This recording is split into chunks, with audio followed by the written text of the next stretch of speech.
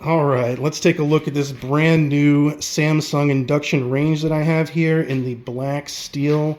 Really looking amazing. I absolutely love it compared to a traditional stainless steel. And so far, it's been a pleasure to keep clean and maintain. Far easier to get the smudges and smears off than regular stainless.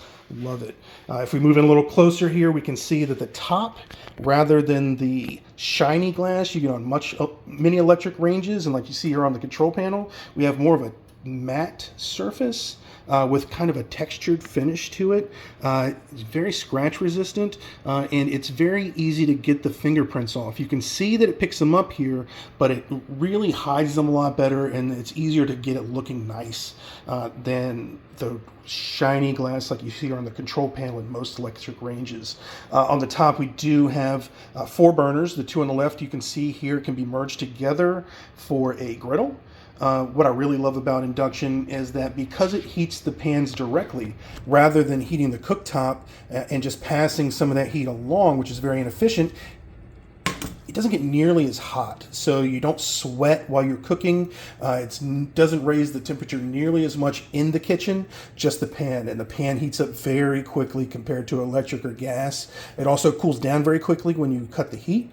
Another thing that's great is that if you take the pan off, there's no circuit. It won't cut on, no heat will be generated, and the range itself will just cut off after a while. So you don't have to worry about leaving any burners on. And even when you're done cooking, the top will be hot, but it will be less hot than an electric oven, and it will cool down much more quickly. So it doesn't pose as long-term of a risk, long-term being a strong word there, but it does cool down far more quickly, so you have to worry about it for far less time. As you can see, the control panels are all touch. They're pretty straightforward. It is quite different than most other ranges I've used, so it did take some getting used to, but they're fairly limited and pretty self-explanatory, so you're able to pick it up pretty quickly. It does have a pretty standard range. As you can see, the ambilight lighting up going off there. It has a standard oven down to the bottom. Has some features that I really love so far. I'm a big fan of sous vide. You can see it does have an air sous vide mode here.